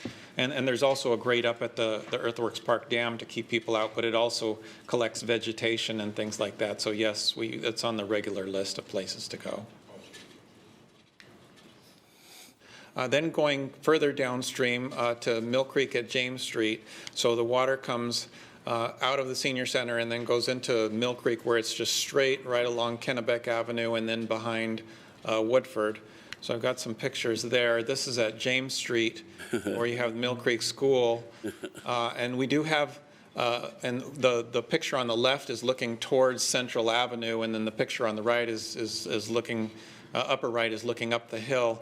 We do have a pump station that was installed there recently, but that was the goal of that pump station was just to take care of some of the smaller events to get the road back in service more quickly, and it has done that very well. Previously, the road used to overtop whenever the gauge at Earthworks Park Dam would go over about 30 CFS, and now I believe it's much more than double that. So the road stays in service much more than that. I also wanted to say that this picture is the reason why we chose to stop the overlay project of James Street Hill just before we got to the bottom and change it to concrete, because we knew that the new pump station itself could not handle this kind of an event. So I'm very happy to say that the concrete did wonderfully. Thank you. Also, one of our biggest stormwater projects that we're working on actively right now is to dredge out Mill Creek, because right in this area, there's over 5 feet of sediment within a creek that's about 7 feet deep. So there's very little capacity left. We've been working with the Corps of Engineers for several years to get that through the permit. I think we've brought the permit, the application in here, and it's as big as an old phone book, just a huge document that they've been required, because there are endangered species that come up Mill Creek. So that all has to be mitigated with all the amount of dirt that we're going to be moving out of there. But we are moving forward on that. The public notice period on that with the Corps of Engineers just closed, so we'll be getting the responses from the Corps of Engineers very shortly. These pictures are from just a little bit north. Picture on the upper left is Kennebec, and you can see where somebody drove around the guardrail in that area and ended up in the creek. The person was okay. And then we have Memorial Park, which connects right into Woodford. The picture on the right is Woodford, that neighborhood. But the water did go down much more quickly because of the pump station that we have there. And then this is just a little bit north, right at Central and George. Les Schwab was closed for the day on the 20th because of the water that was in their parking lot and out into the street. And then going further downstream, Mill Creek at 76th. This is the other high priority for the city because of sediment in the creek. We've got about 5 feet of sediment in this area. The area that's shown in green is the new Blue Origin site. I don't have an aerial that shows that yet, but you can see on this picture, Mill Creek is right along the roadway, and it spills over into 76th Avenue. When the water comes up very much. I would not recommend, this is the type of activity we don't recommend at all, riding don't take a car through there, and certainly don't take a motorcycle through there, because you can't really see how deep the water is when it gets to that point. This is the Blue Origin site. You can see they raised their parking lot. They didn't flood in their parking lot, but the street in front of them did flood. We do have a grant from the state to raise that road, and so we are working on getting that towards construction very shortly. The picture on the lower right is the mitigation area that they dug because they built their facility in floodplain, so they dug a hole on the other side of the Union Pacific Railroad tracks for floodplain mitigation, and that was full of water, a lot of water coming out of Mill Creek. Going north, this is at 196th and 81st. This was what we think was probably the worst flooded spot in the city, and you can see somebody did end up in the ditch on the side of the road along 81st Avenue. This is the Hexcel facility, so there's some really high-tech equipment right off of this road where they make things associated with airplanes and helicopters and things like that. We do have a small pump station there, and we're going to be working on upgrading that pump station to improve that. This area drains to Springbrook Creek rather than Mill Creek. And then going further north to 80th Avenue, and I'll just point out, this is Springbrook Creek coming up through this area, and then it goes into Renton, and then Mill Creek comes up north along the west side, and then comes and joins Springbrook Creek just south of the city limits. So 80th Avenue did back up quite a bit also. This area drains into Springbrook Creek. And it's just north of the area that was repaved in concrete. So this is the asphalt area that still, and you can see some of the pavement damage from the storm. So there's quite a bit of pavement damage just from the water coming up over the pavement and sitting on it. And then a couple other areas, Big Sue's Creek at 256th Street.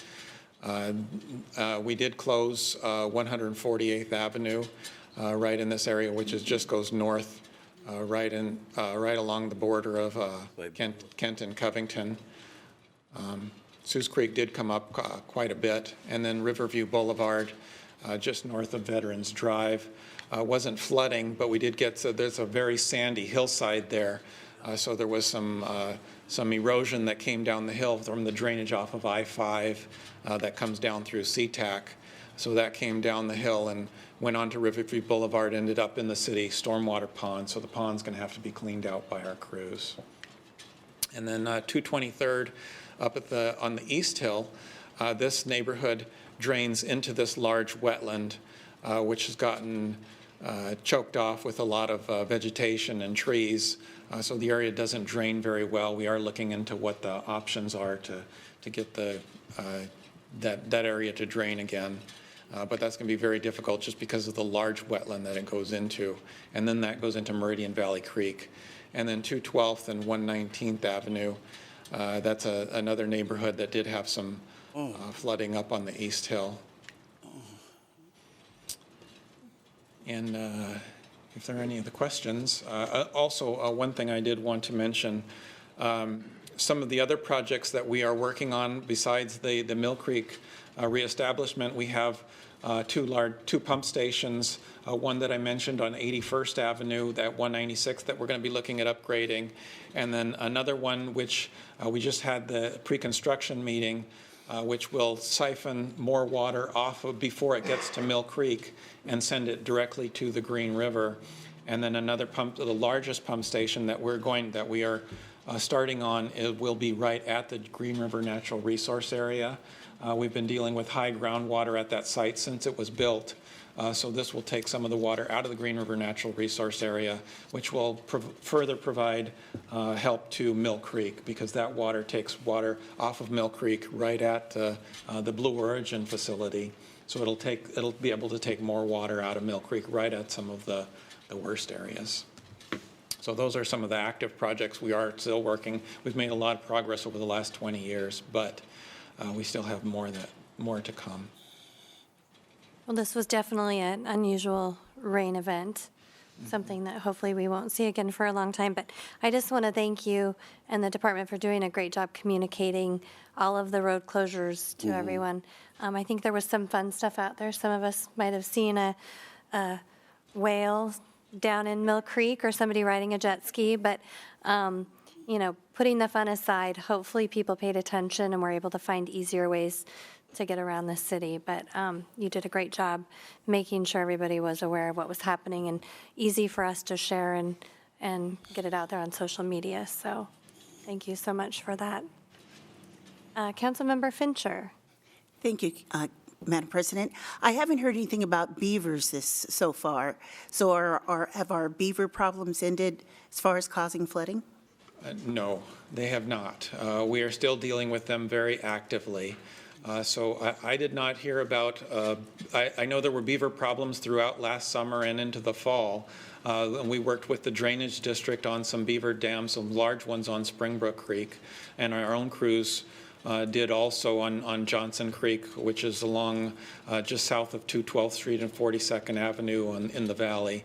But there are beaver dams throughout the city that recur consistently. Yes, Jens Vincent is our utility superintendent, and his crews check on those. They have hot spots that they check regularly. So the beavers are somewhat predictable, but they're very diligent in their work too. Just remember the overtopping down by the senior center. That was one that they caught last year. So thank you for staying on that. Mm-hmm. Councilmember Thomas. Thank you, Madam President. I believe those particularly beavers got transported someplace. There was a lot of trees down there at the senior center I'd never seen before. That's amazing. Good report, by the way. I really enjoyed your report. But I wanted to ask you or Tim, because I got a lot of criticism, teased a lot about the pump station at the bottom of James. We were told it wasn't even working, but now, after hearing your report, it was working, yes. But it only built that to anticipate only small problems. Why didn't we think about, I mean, we talked about the dam on 104th, 100-year, 500-year floods. So why not anticipate that down there at the bottom of James? Well, the amount of water that comes through here is not something that we could handle with a single pump station. I mean, we're looking at the 100-year storm coming, like I mentioned, out of the Earthworks Park Dam is 130 cubic feet per second. We just, I mean, the amount of water that you would have to pump to get out of that area to get it down off the roadway is just not something you can handle in one single place. It has to be an entire system. And so we can, and especially because that area is so far from the river. Yeah. So we're putting in pump stations that are closer to the river that will siphon water off before it gets to Mill Creek. Exactly, okay. Rather than taking it right at the worst spot. I kept telling my friends, I says, where are you going to pump it to? I mean, you're dealing with, you're almost at sea level. You know, it's a very difficult problem down there, and I wish I had heard this report beforehand, because now I have to go back and tell my friends, hey, that pump station was working, and it was well worth the investment of, well, I think it was like $12 million? No, it wasn't that much. Wasn't that much? It was about $7 million. Yeah, about $7 million. Oh, no problem. So if I could speak to that too, there was, we were a little frustrated because that pump station was never, even when we brought it to council and we were under construction, it was never designed to handle a 100-year storm. It couldn't. Right. It's pumping through an 18-inch pipe that goes all the way down Central Avenue, all the way onto the court and into the river. That's like trying to drain Lake Braden through a straw or something. Yeah. I mean, you just, you know, physically, we couldn't design it any bigger than it is. Yeah. But it was always intended to handle the smaller storms, which honestly, we're quite confident it's done very, very well. It just got overwhelmed by, you know, an Amazon Express. So it also, in combination, even if we had a pump the size of the lower powerhouse at Grand Coulee Dam, we still have a creek that's got, as Mike said, 5 feet of silt out of 7. So we have to get that thing dredged. Yep. Excuse me, rehabilitated. No, once again, good report. Thank you very much. Thanks. Councilmember Fincher, did you have another question? That was my comment. It was just that you mentioned, Mike had mentioned this series of pump stations, but was just going to add on that once the silt is removed from the creek, that's going to add a lot of volume also for the water. Yeah.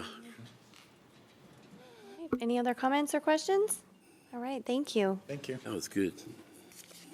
All right, now it looks like we're on to the census update from Uriel Varela.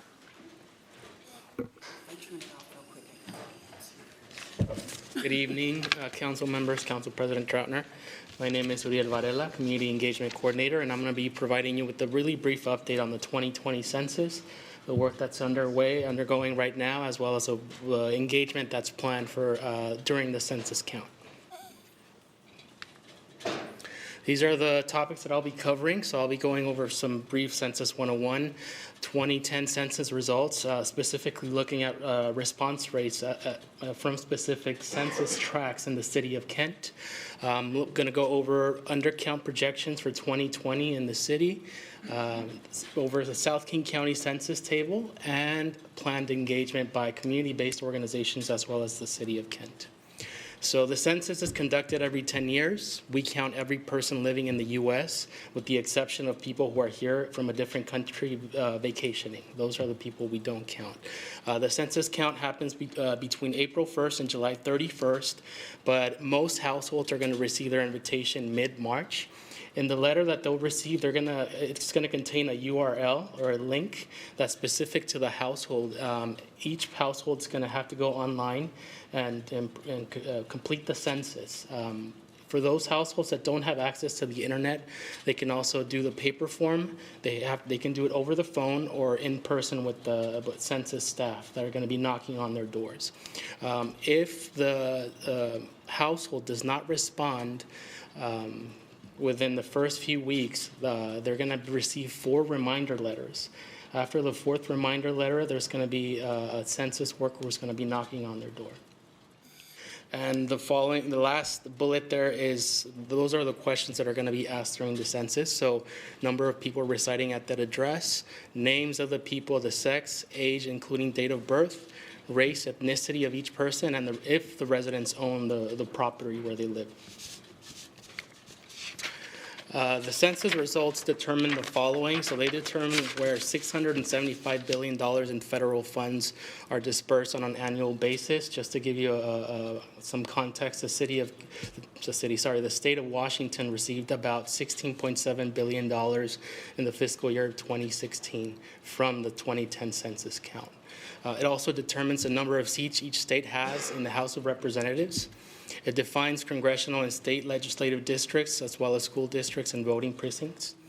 It provides business and nonprofit organizations with critical information for planning decisions. So if Toys R Us decides to make a comeback, they can look at the census and decide where they want to open those stores. And finally, it provides population benchmarks for nearly every other survey, including the American Community Survey. This map is a map of the city of Kent that's outlined in white. That's kind of hard to see, but it breaks down the city into the different census tracts.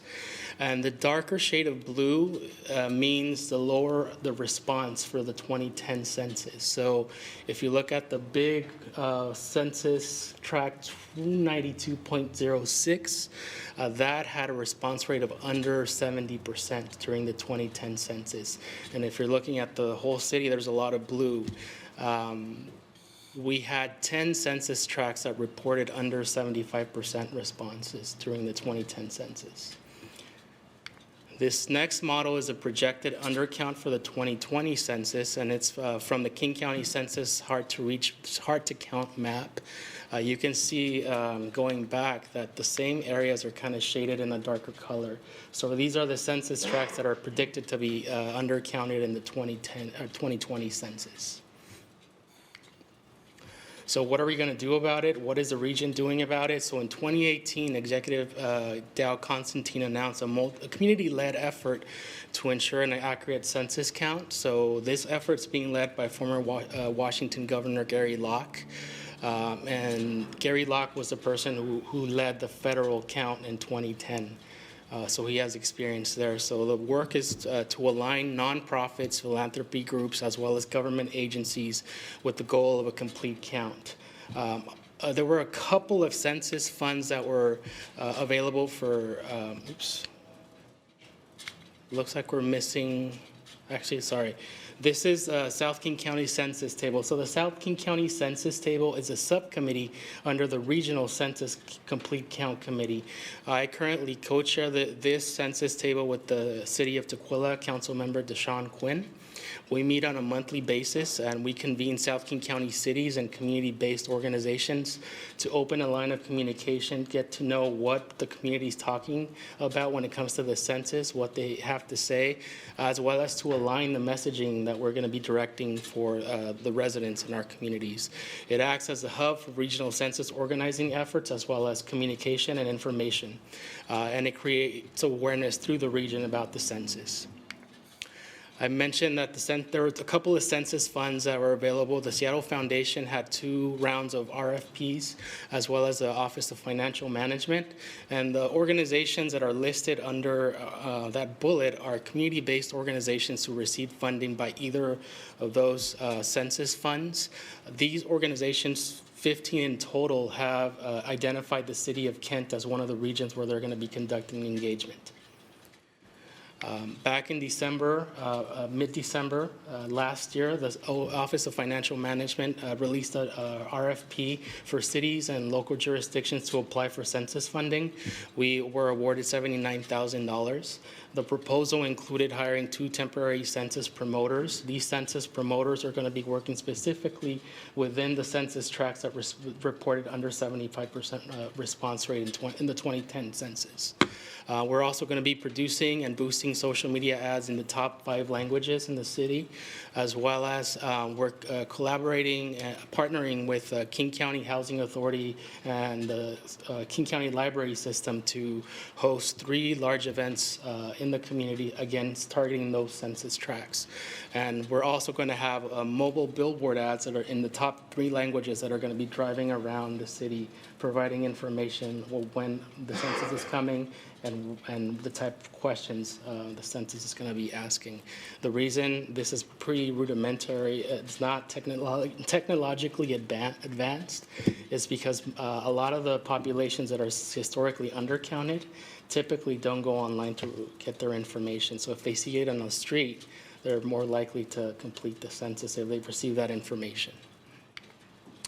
And finally, this is a recruitment map for census enumerators. The enumerators are the people that are going to be knocking on doors if you don't complete your census online over the phone. This map shows you where the percent as far as goal is achieved of recruitment. The state of Washington has been identified as one of 18 states that's really behind when it comes to recruitment of enumerators. So it's specifically King County is at 47%. This is important because we do have a predicted undercount in the city of Kent. And they pay $23 an hour. They're currently recruiting here in the city of Kent because they want the enumerators to look like the demographics of the city. And if anyone is interested in applying, they can go to 2020census.gov/jobs, or they can contact me and I can get them connected to the right person for that job. And with that, if you have any questions. Are we going to be asking residents or reminding residents to make sure that they look out for their survey and get that completed? Are we going to do any kind of social media things as we get closer? Yes, there will be a social media plan that will remind residents that that's coming. Okay. Any other questions or comments? If there are no more questions, thank you for your time. All right, thank you. Oh, Councilmember Fincher. Since you're there.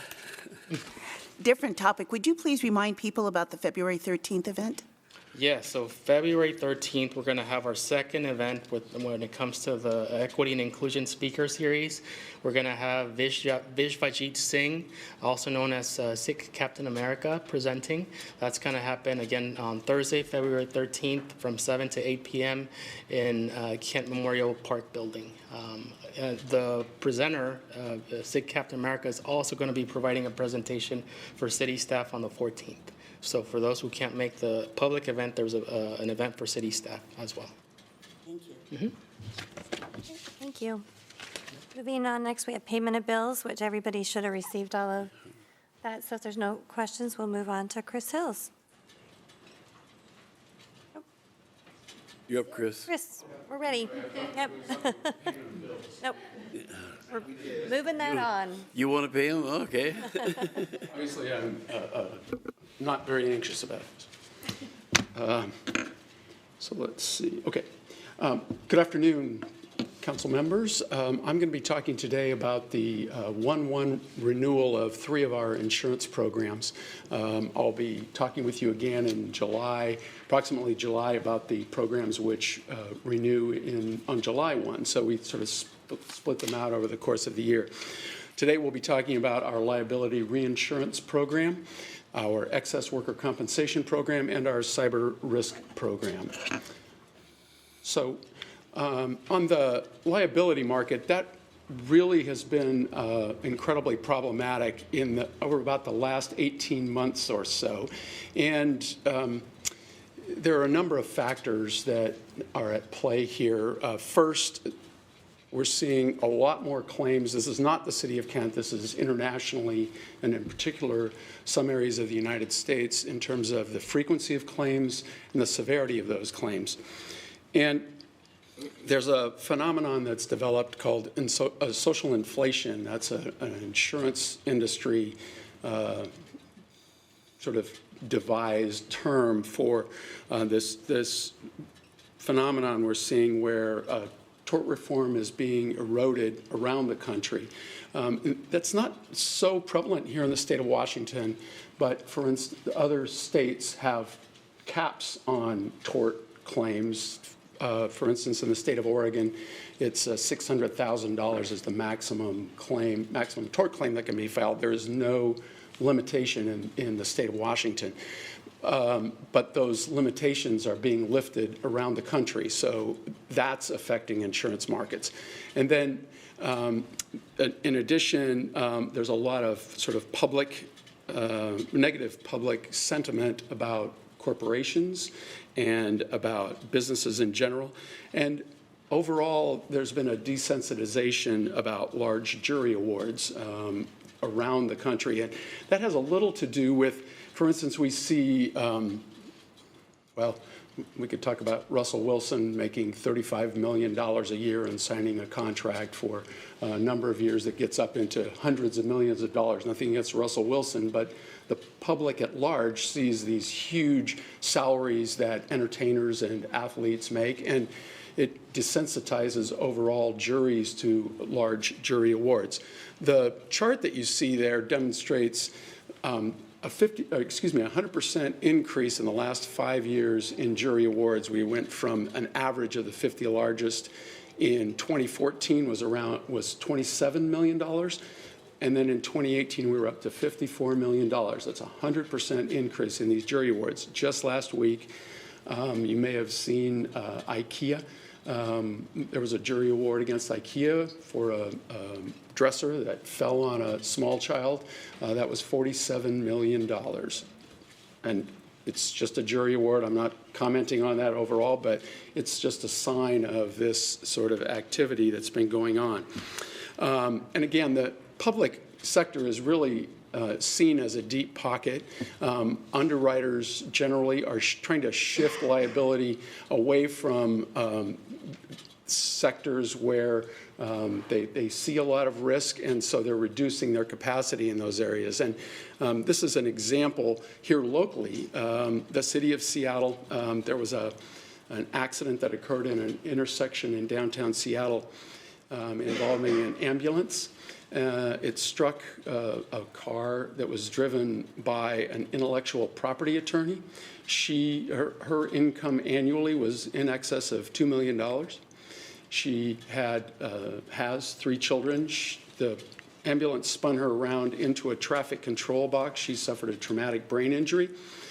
And the city, without ever even getting involved in litigation, negotiated with her and her attorneys to settle for $65.7 million, which was all of the insurance that the city of Seattle carries. $65 million is their limit. So they settled that out. $65 million, that's the largest jury award here in the state of Washington. Again, just another sign of these increasing jury awards.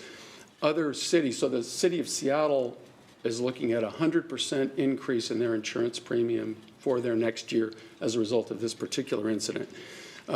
King County, which uses metro buses, and that's probably their largest exposure, they in their current year, they have $125 million worth of insurance. They will not have $100 million when they renew in April.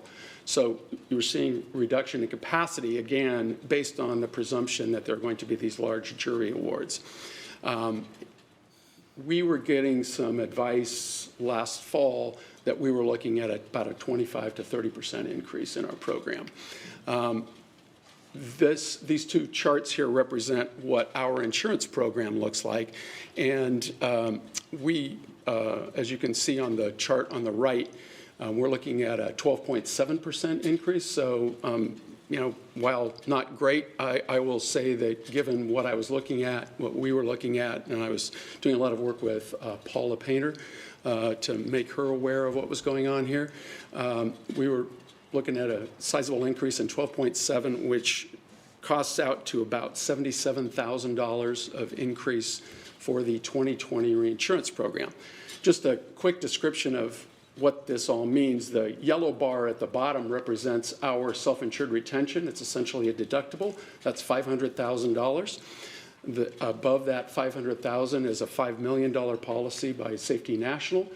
And then above the $5 million is $15 million worth of coverage. And we have there what's called a quota share arrangement. It's split 2/3, 1/3 between those two carriers, Allied World Assurance and Markel. And then the only change in our program this year is the layer, the $5 million layer above that, which is Hallmark Specialty for the 2020 year. Any questions about that particular part of it? Again, that's what our tower looks like of coverage. And again, we have a total of $25 million above our $500,000 self-insured retention. This is just a chart of what our historical liability premiums have been since we left the WCIA, which was in 2010.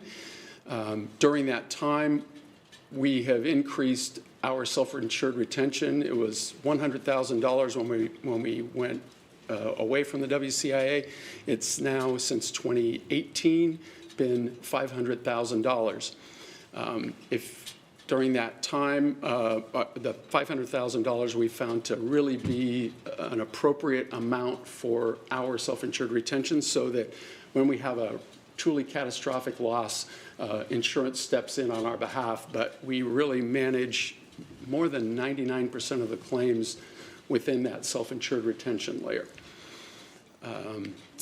Next, for our excess worker compensation program, a year ago, I negotiated a 2-year flat rate. So they were going to hold things at that same rate as we paid in 2019. However, the rating is based upon worker hours. And we, as a city, had an increase in worker hours of 1.7%. So that created a 1.7% increase in our excess worker compensation premium. And this chart demonstrates the excess worker comp premiums over the last 10 years.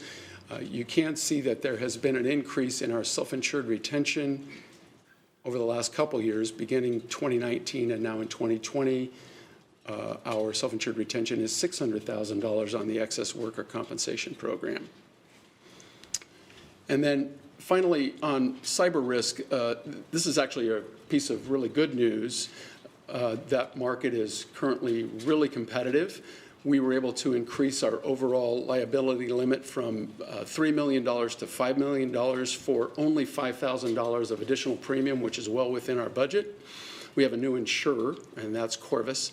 And I've set up a meeting with our IT staff, Derek Matheson and Pat Fitzpatrick, so that everyone will be in the know about what we should do in the event there is some kind of a breach in our IT security, or we get into a situation like the city of New Orleans or city of Atlanta where there's ransomware, or just the IT systems are entirely shut down. A lot of what we pay for in this insurance relates to how do we recover from a situation where there has been a breach. And with that, any questions about our programs this year? Anybody have any questions? All right. All right. Thank Thank you very much. All right, so it looks like that brings us to the end. Is there anything for the good of the order? All right, drive careful, everyone. Have a good night. We're adjourned.